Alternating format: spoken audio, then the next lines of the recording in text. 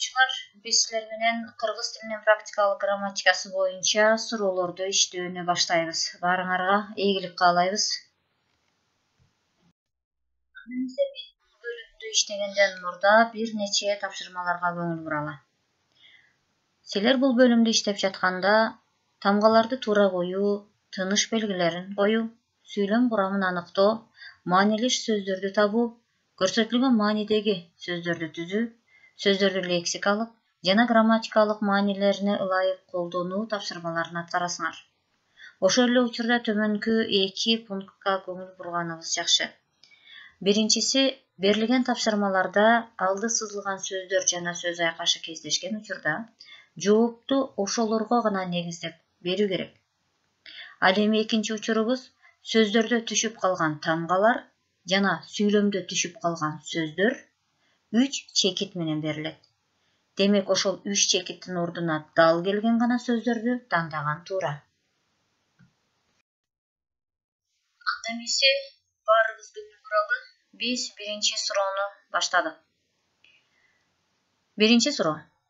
Асты сызылган сөздөрдүн кайсынысы сүйлөмдө бирдей кызмат аткарат?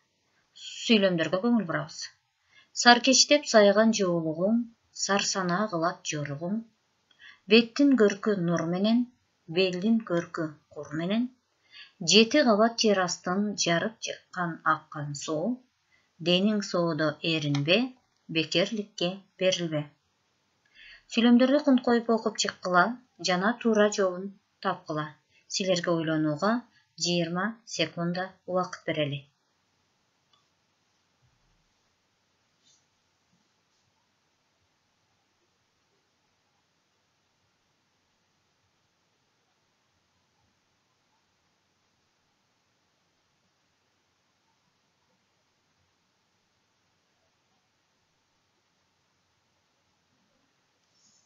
Биздин убактыбыз бүттү, урматтуу окуучулар. Анда эмесе жообуңарды текшерип көргүлө. Анда эмесе, урматтуу окуучулар, биз туура жоопту карайлы. Бул суроонун туура жообу Г варианты болот. 1 жана 2. Анткени бизден сүйлөмдө бирдей кызмат аткарат турган сөздөрдү табуу милдети болгон үчүн биз алды сызылган сөздөрдүн синтаксистик кызматын карап көрөбүз. Биринчи сүйлөмдө саркечтеп сайган жоолугуң, сарсанаа кылат жоругуң деген сүйлөмдө сарсанаа кылат сөзү бул баяндоочу. Экинчи сүйлөмдө беттин көркү нур менен, белдин көркү кур менен сүйлөмүндө да нур менен, кур менен сөздөрү баяндоочу. 7 кабат жер астын жарып жыккан аккан суу сүйлөмүндө бул атоочтук түрмөк болуп эсептелет. Ал эми дениң соодо эринбе, бекерликке берилбе сүйлөмдөрү дениң соодо качан бушуктооч, бекерликке эмнеге толуктооч кызматын аткарат. Демек, жыйынтыктап айтканда, биринчи жана экинчи сүйлөмдөрдө алды сызылган сөздөр баяндооч болуп эсептелет.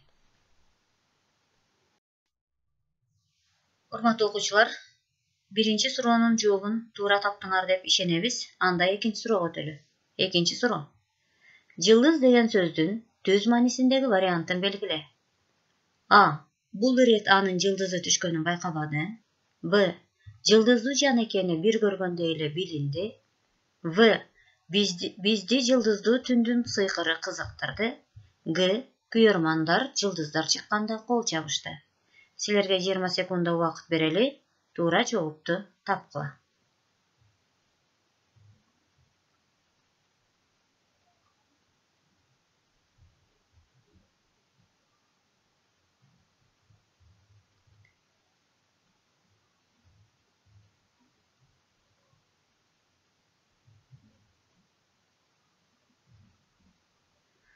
Урматтуу окуучулар, биздин убактыбыз бүттү. Туура жоопту таптыңар деген үмүттөбүз. Анда текшерели. Бул суроонун туура жообу В варианты. Ар бир сүйлөмдү өз алдынча иштеп көрөлү. Бул ирет анын жылдызы түшкөнүн байкабады. Жылдызы түшүү фразеологизм. Жылдызды жан экени бир көргөндө эле билинди деген экинчи сүйлөмдө жылдызды жан бул да фразеологизм. Ал эми К вариантында күйөрмандар жылдыздар чыкканда кол чабышты деген сүйлөмдө жылдыздар сөзү белгилүү адамдар, таанымал адамдар вариантында колдонулду. В вариантында бизди жылдыздуу түндүн сыйкыры кызыктырды деген сүйлөмдө жылдыздуу деген сөз жылдыздар толгон асманды билдирет. Демек туура жооп В варианты. Үчүнчү суроого өтөлү. Үчүнчү суроо. Тыныш белгиси туура коюлган сүйлөм кайсы? Бул суроого жооп алуу үчүн 20 секунд убакыт берилет.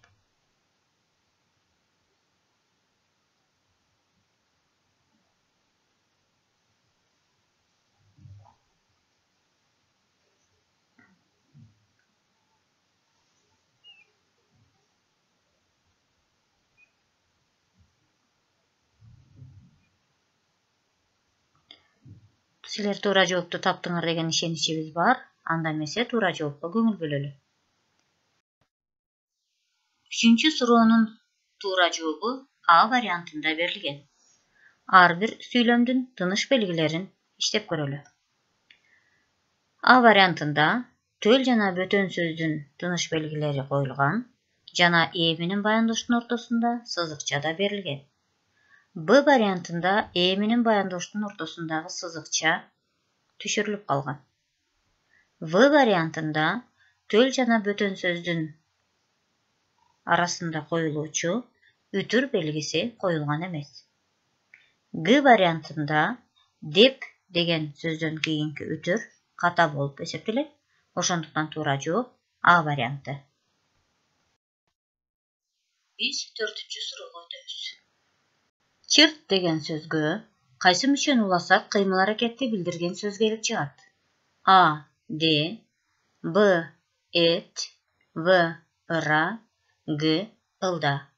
Ойлонууга 20 секунд убакыт беребиз.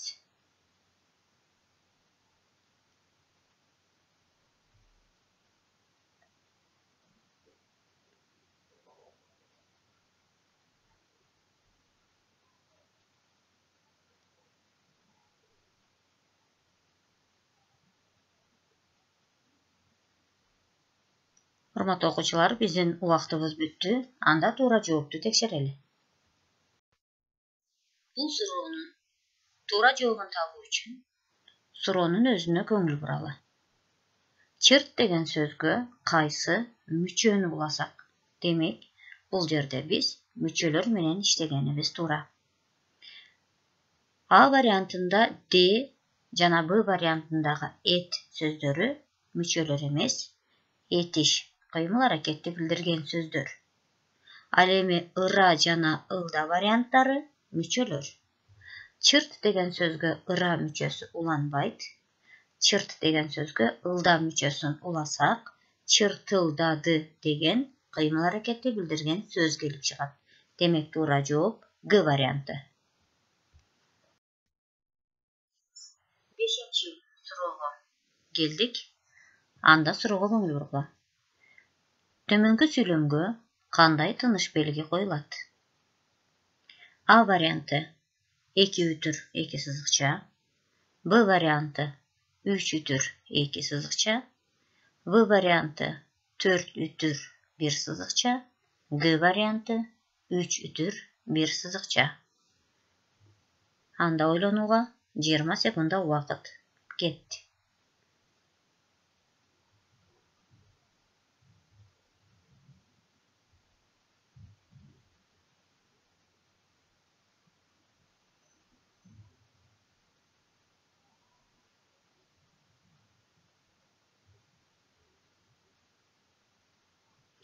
Урматтуу окуучулар, биздин убактыбыз бүттү. Жообуңарды даярдагыла жана аны азыр текшерели. Бул суроонун туура жообуна көңүл бурабыз. Туура жообу 3 үтүр 1 сызыкча. Г варианты. Анда эмесе биз сүйлөмдү окуп көрөлү. Жибек, сен Жанар, Сезим, Фариданы баарын бүгүн кетепканага чакыр. Бул сүйлөмдө жибек деген сөз каратма сөз. Демек андан кийин биринчи үтүр коюлат. Экинчиси жанар, сезим, Фарида биринчи мүчөлөр болгон үчүн жанар жана сезим сөздөрүнөн кийин бирден үтүр коюлат. Ал эми баарын деген сөз биринчи мүчөлөрдү жалпылап турган сөз болгондуктан баарын сөзүнөн мурда сызыкча коюлат. Демек, жибек, жанар, сезим сөздөрүнөн кийин үтүр, баарын сөздөрүнөн мурда сызыкча коюлат. Туура вариант 3 үтүр, 1 сызыкча. Г варианты. Анда эмесе 6-чы суроого көңүл көрөлү. Бала бул айтканга ишенип алган белем, атасы ага түшүндүрө албай убара болду. Биринчи сүйлөм экинчи сүйлөмдүн эмнесин билдирет? А. Максатын, Б. Себебин, В. Сын сыпатын, Г. Ордун. Ойлонууга 20 секунда убакыт берилет.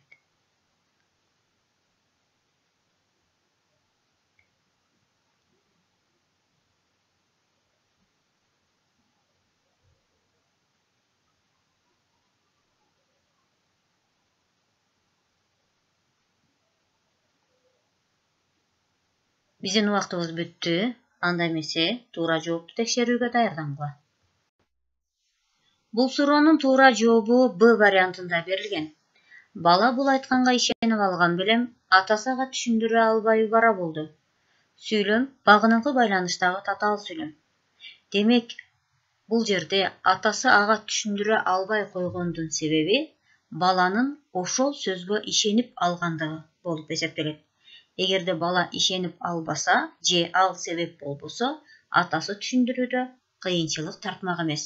Туура жооп Б варианты. Анда эмесе биз 7-чи суроонун үстүндө иштейбиз.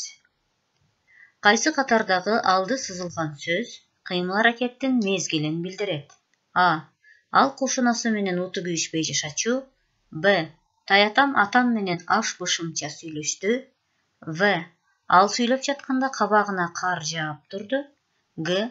Чет жактан күлү додо болбой келиптир. Анда эмесе 20 секунда убакыт кетти. Жообуңарды даярдагыла.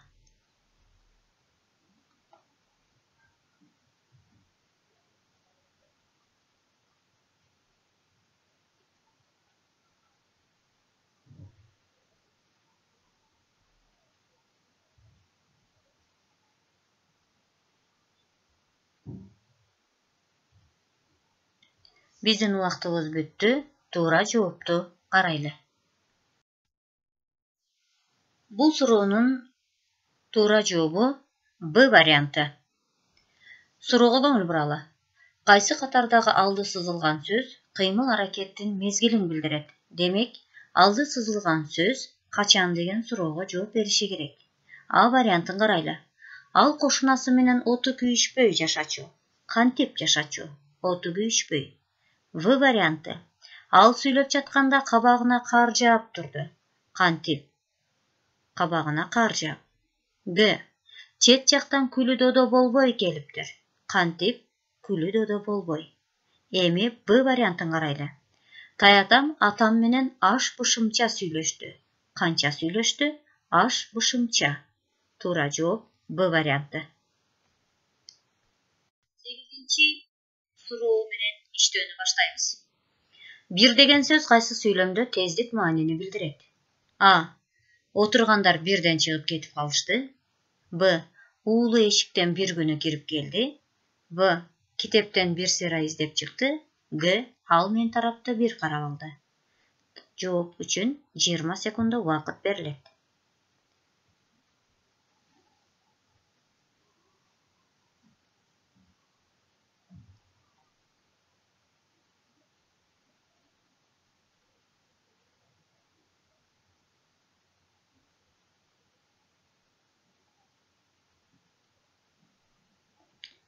Биздин убактыбыз бүттү. Анда туура жоопту табалы.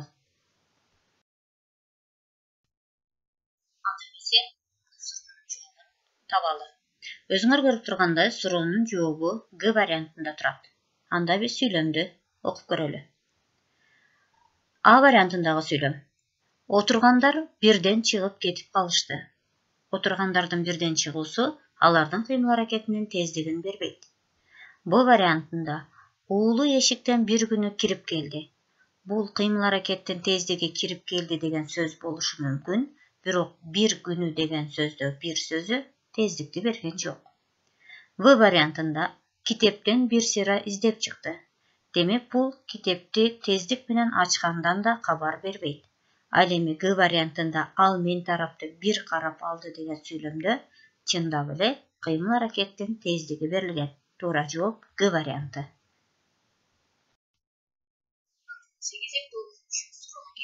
9-нчу суроо. Сүйлөмдү андан ары улап түзүп көрөлү. Кимдир бирөө аны ак каптал деп мүнөздөдү. А. Себеби ал чындыкты сүйлөйт. Б. Ошондуктан ишеничтүү деп ойлойбуз. В. Демек ал жумушту убагында аткарбайт. Г. Балким ал айтканынан кайтпайт. Ойлонууга 20 секунда убакыт.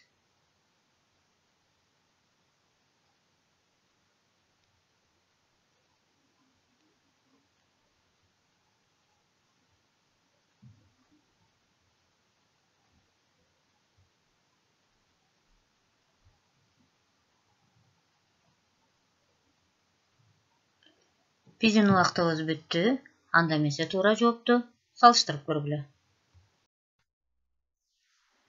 9-нчу суроонун туура жообун карайлы. Бул суроонун туура жообу В вариантында берилген. Анда сүйлөмдөрдү маанисине карай улап көрөлү. Кимдир бирөөнү аны ак каптал деп мүнөздөдү. Себеби ал чындыкты сүйлөйт. Бул сүйлөмдө ак каптал деген сөз жалкоо деген сөз менен дал келет. Демек жалкоо адам чындыкты сүйлөйт деген маани берилген жок. Б варианты. Кимдир бирөө аны ак каптал деп мүнөздөдү. Ошондуктан ишеничтүү деп ойлойбуз. Ак каптал адамга ишенген туура эмес түшүнүк экенин баарыбыз байкадык. В варианты. Кимдир бирөө аны ак каптал деп мүнөздөдү. Демек ал жумушту убагында аткарбайт. Демек ак каптал жалкоо адамдар жумушту убагында аткарбайт. Бул туура жооп болот. Г варианты. Кимдир бирөө аны ак каптал деп мүнөздөдү. Балким ал айтканынан кайтпайт. Жок, мааниси боюнча бул жооп дагы туура болбойт. Демек туура вариант В вариантында. Анда эмесе биз кийинки суроолорго өтөлү. Бул жерде 3 суроо бар. Бул суроолор силердин өз алдыңарча иштөөңөр үчүн. Бул суроолорго туура жооптор берилбейт. Өзүңөр иштеп, ал жерден эрежелерге байланыштуу салыштырып, туура жоопторун тапканга аракет кылгыла. Баарыңарга ийгилик.